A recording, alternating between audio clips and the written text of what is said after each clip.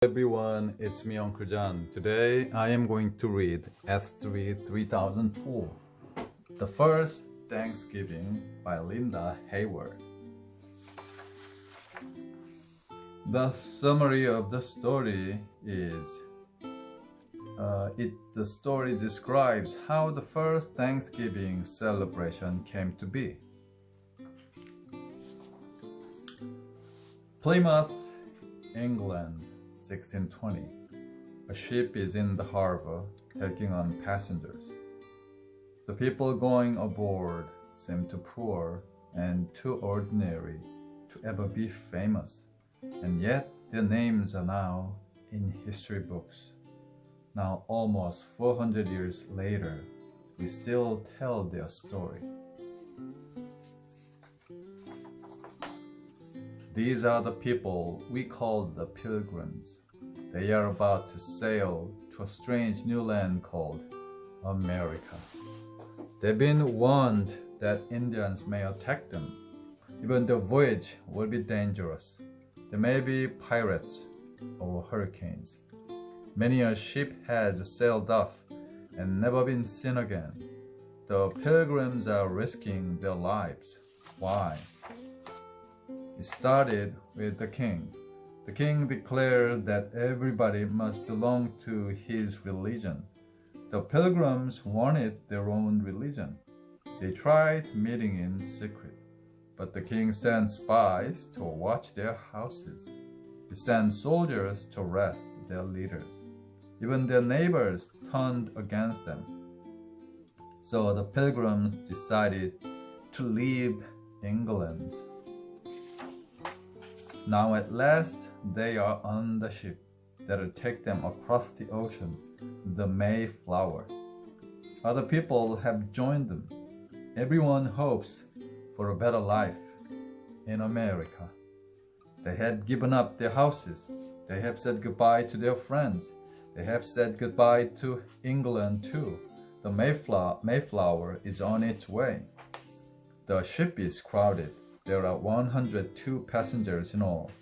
Most of them must stay in one stuffy place below the deck. It is cold and damp. There is no water for washing, no toilet. Every day the Pilgrims eat the same meal: pickled beef, cheese, and dry, hard bread. Some of the bread is full of worms. Even the water tastes bad. Halfway across the ocean, the Mayflower is hit by terrible storms. Week after week, huge waves crash across the deck. It seems as if the small ship will break in two. But the Mayflower is still afloat after 9 long weeks at sea. One morning, a lookout spots a dark speck ahead. Land! What a thrilling sight!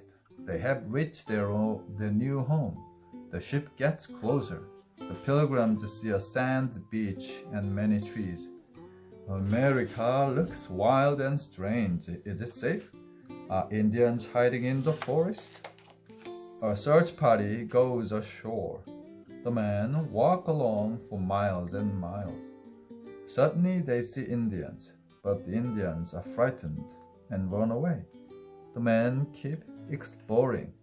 They find wonderful things: corn, baskets, a spring. They take fresh water back to the ship. How sweet it tastes! Now the Pilgrims must choose a good place to live. A place with a harbor and fresh water and fields for planting. At last they find the perfect spot. Here a brook flows into the harbor. A big rock marks the landing. They will call this place New Plymouth. The Pilgrims begin a new life in a new land. There is so much to do. They must build houses before they can leave the ship. But it is winter. Bad weather slows them down. It takes weeks to finish just one house, and there is hardly enough to eat.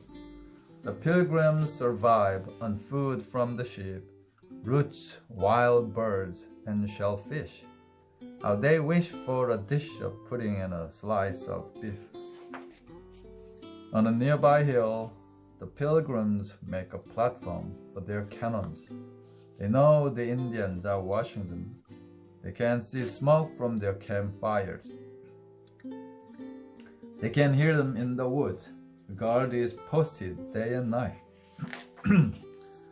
How hard that first winter is. Every day is bleak and cold. Fierce, icy winds rip through the settlement. Freezing rain falls for hours. The Pilgrims huddle together by their fires. They feel miserable and so alone. Almost everyone gets sick. Many people die. The small pilgrim band gets smaller and smaller. By the end of winter, only half of the pilgrims are still alive. The pilgrims bury the dead at night in secret graves. The Indians must not know how few pilgrims are left and how weak those few are. The long, sad winter passes and spring arrives. Indians are sighted nearby. They come closer and closer. Then one day, an Indian walks right into the settlement. The children are terrified, but the Indian smiles and says, "Welcome." His name is Samoset. He speaks English. He learned it from sea captains. The pilgrims ask Samoset many questions. They give him presents. They want to trust this friendly Indian. Samoset comes back with an Indian named Squanto. Squanto speaks even better English. He likes the pilgrims, and he decides to live with them. He shows them how to survive in the wilderness, how to hunt for deer, and where to find berries and herbs. He also shows them how to plant corn the Indian way. The Indians put fish in the ground. When they plant the seed, the fish make the soil richer. The pilgrims want to make friends with all their Indian neighbors. Squanto and Samoset tell them about an Indian king called Massasoit. He's a great and wise leader. Massasoit comes to visit Plymouth. The pilgrim governor vows and kisses the Indian king's hand. Massasoit bows and kisses the governor's hand. Then they talk together. A treaty is made. The pilgrims and the Indians will not harm each other. There will be peace. The Indian leader draws his sign. The governor writes his name. This treaty is kept for 54 years. In April, the Mayflower sails back to England. The pilgrims are sad to see it leave, but not one of them leaves with it. They all want to stay in America. The pilgrims work hard all summer. In the fall, the fields are full of good things to eat. It is a time of plenty for the pilgrims. How thankful they are. They have food and shelter and new friends, the Indians. The pilgrims decide to invite the Indians to a Thanksgiving feast. Massasoit promises to come. What a surprise! Massasoit arrives with 90 Indians. The pilgrims are worried. How can they feed so many people? But Massasoit knows what to do. He sends some men into the forest.